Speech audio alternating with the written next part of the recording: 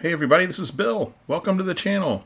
This is the Color and Pageantry, our section of our channel that we devote to college football. And in today's video, we're going to look at our final Week 14 Top 25. This is the last Top 25 at the end of the regular season before we get to the bowl games. We're also going to look at a team that finished the season hot and a team that was not hot as they closed the season. We'll look at who fell out and some of the teams that are looking to have a big bowl game to get themselves into the final top 25 for 2022 and spearhead themselves into 2023. So come along with us. Let's take a look at our top 25, and we'll also take a look at the coaching carousel. All right, so before we get to the top 25, let's take a look at this coaching situation. Now, Deion Sanders is coming. Coach Prime is coming to Colorado. This is a major happening both for Colorado and for major college football. Now, I've had on many occasions to meet and be around Deion with some frequency back in the 80s. Coach Prime is a serious guy, disciplined, competitive, determined, and as hard a worker as you will find. So it would be unwise to dismiss what he can accomplish for the Buffaloes, especially with NIL and the portal now such a central part of the game. Prime is coming, and it's going to be a blast to watch. Now, kudos to Colorado for making this move. Deion will start out at Colorado at TCU and then home to Nebraska to kick 2023 off, so it's going to be a blast. The Buffs were 1-11 last year. They've only can go up, and I think Prime going to take them there. Prime is coming. We got our eyes on it. Now, in a shocker, if that can happen these days, Scott Satterfield bolted Louisville to become head coach at Cincinnati. Well, guess what? These teams play in the Fenway Bowl next week. Oh, my goodness. Can you imagine the scheduled team functions going on? Which side of the field is where's Satterfield going to be? Oh, my gosh. Now, he seemed on a short leash there at Louisville as the Cardinal ride has been bumpy. So he may have got out of there just in time. Now, we want to watch Purdue here because Coach Jeff Brom, he's a former Louisville quarterback who the Cardinals have previously pursued.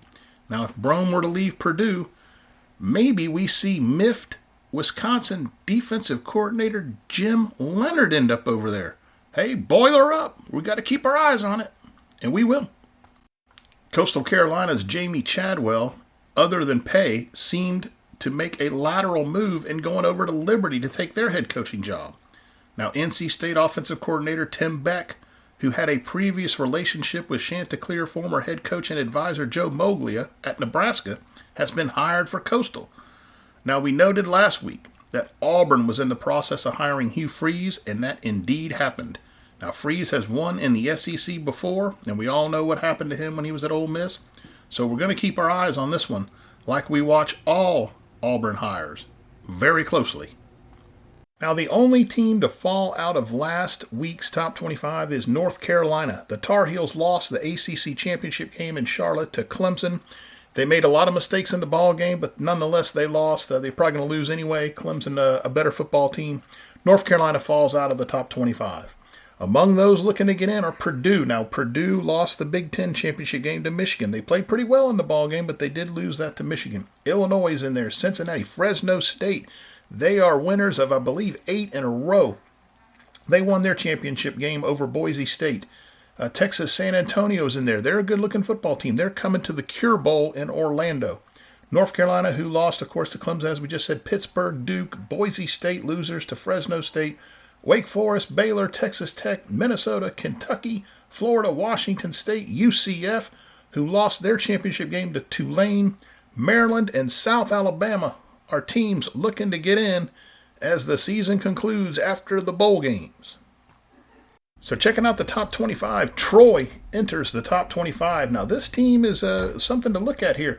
They lost early at Ole Miss. They did lose at Appalachian State early in the season in a very close football game.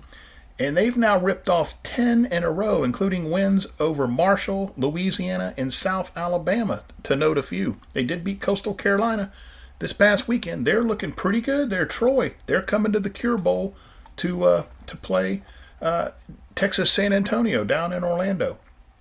Now, North Carolina State remains 24, Ole Miss 23, Mississippi State 22, South Carolina 21, and Texas 20th.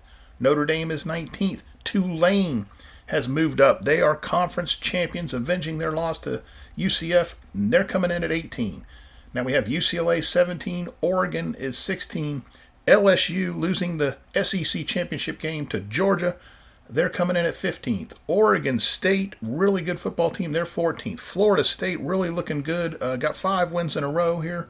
Looking good heading into the Cheez-It Bowl down in Orlando against Oklahoma. Washington is 12th. Clemson, ACC champions. They're 11th. Southern Cal lost for a second time this season in the Pac-12 championship game to Utah. They're coming in at 10th. They had a spot in the playoff at birth, and they could not get it done in Las Vegas during that Pac-12 championship game.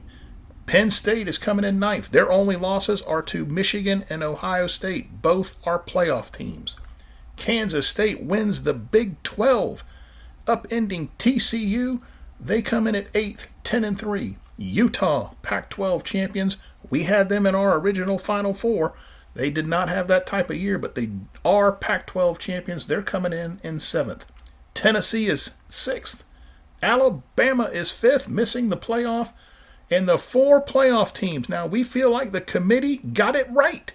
Our 4 are Ohio State 4th ranked. Texas Christian, even though they lost a squeaker in overtime, they previously had beaten Kansas State. We feel like they're a very deserving 3rd ranked Texas Christian. Michigan is 2nd, Big Ten champions. And the Georgia Bulldogs, SEC champions, they're number 1, remain so, and are the favorite to win the national title. It would be back-to-back for the Bulldogs. So who closes the season hot? Well, there's Big 12 champion Kansas State, which has won 4 in a row. But we will go with Oregon State here. Oregon State absorbed a close home loss to Southern Cal early, then got dumped at Utah, and then suffered only one tight late loss at Washington the rest of the way, winning 6 of their final 7 games.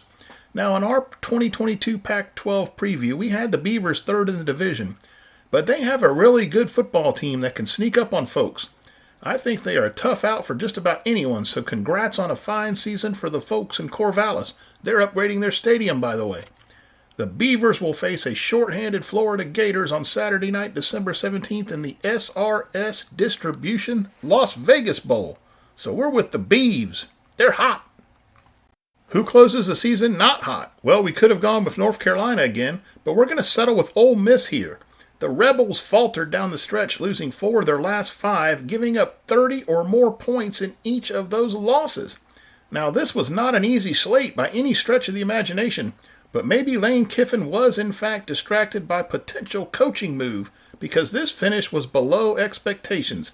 But Ole Miss is a pretty good football team, and they're going to face a decent Texas Tech squad in the Tax Act Texas Bowl in Houston. Now, speaking about the bowl games, keep an eye out for our color and pageantry video previewing the bowl games and our prediction analysis. My daughter is scheduled to join me to go over these bowls and make some selections, so this ought to be fun, so keep an eye out for it. Now, we would love to hear your thoughts on our rankings, so do drop us some comments. Let us know what you're thinking about the top 25. Please feel welcome to follow us on Facebook if you want to, over at The Color and Pageantry. Now, we do invite you to like the video, and if you like college football or some of our other topics, the stock market, real estate, do subscribe to our page. We'd love to have you aboard. But more importantly, we want to thank you for watching this video. Now, the championship games were not quite the colossal collisions we thought they might be, but bowl season's coming up, and we're going to have our preview, so keep an eye out for that. That should be out prior to the games getting kicked off a week from Friday night here in downtown Orlando. So y'all take care. We'll talk to y'all next time. Thank you.